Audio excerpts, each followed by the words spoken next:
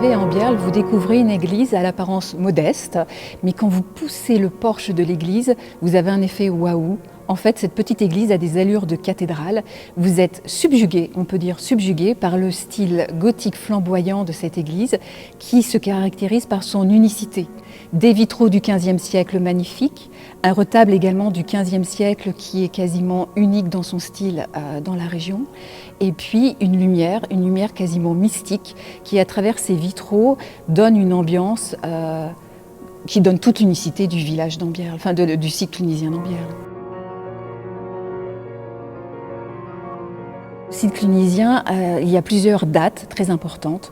La première, c'est 902. Première trace dans les écrits du site de l'église d'Ambierle, dans une charte du roi Louis III.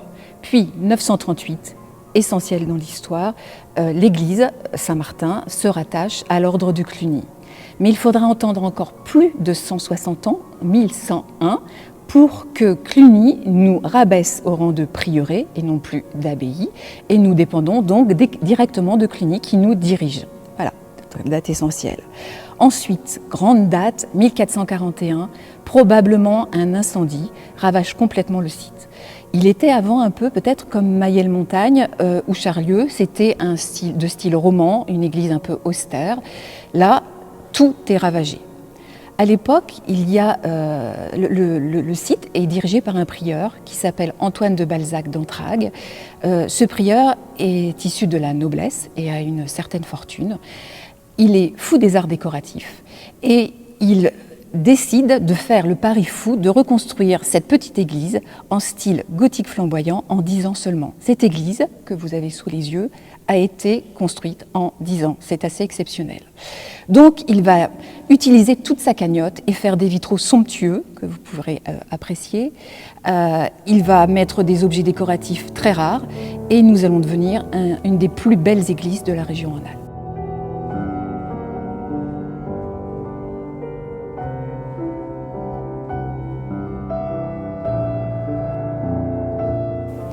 Alors l'esprit clunisien, c'est plein de choses. C'est vrai que dans notre village, ils ont joué un rôle très important au niveau de la viticulture, puisqu'ils ont redynamisé, relancé la culture de la vigne en demandant aux villageois de participer à cette culture. Cela leur servait à la fois pour leur consommation personnelle, mais ça donnait aussi des revenus au village, parce que c'était une source de richesse.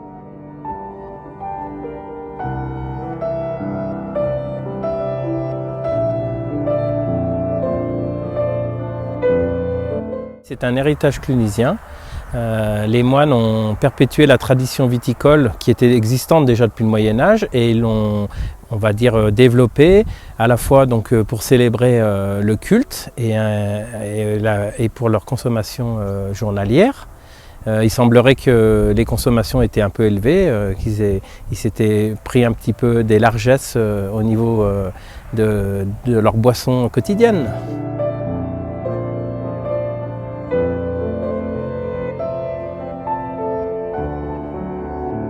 Notre vin s'est retrouvé à la table du pape. Alors on a eu beaucoup de chance. Nous, c'est d'abord ma femme et moi, Audrey et Régis Sanouille. On est vignerons depuis peu, ici dans ce beau village d'Ambierle, depuis l'été 2019. 4 ans, on produit des vins nature. On est catholique, on fait partie d'un petit groupement catholique, l'éco-hameau de la Bénisson-Dieu. Et lorsqu'on a appris que le pape était à Marseille, venait en France, à Marseille, pour rencontrer les évêques de la Méditerranée et célébrer une messe au stade Vélodrome, on s'est dit on va lui proposer nos vins. Nos vins, 2 vins.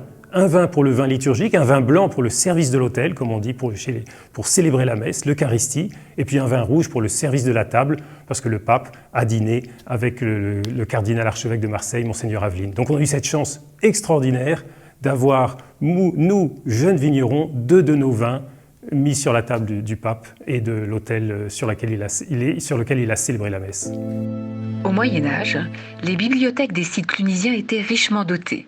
Les moines étudiaient les textes, la Bible, mais pas que, faisaient des copies qu'ils envoyaient dans les autres abbayes du réseau clunisien à l'échelle de l'Europe.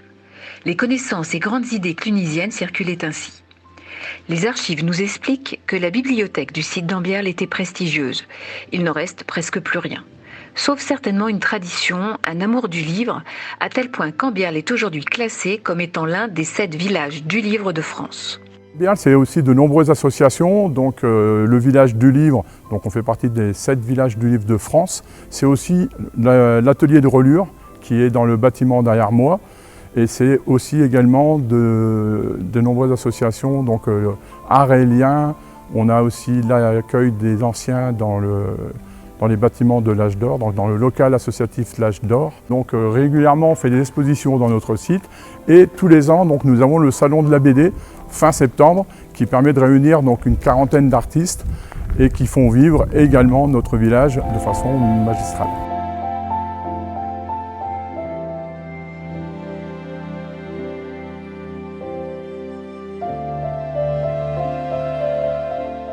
Il y a une particularité en Ambial, c'est que la mairie est dans notre site clunisien. Nous avons vraiment la chance d'avoir un lieu vivant grâce à l'accueil public tous les jours donc, pour l'accueil de nos administrés.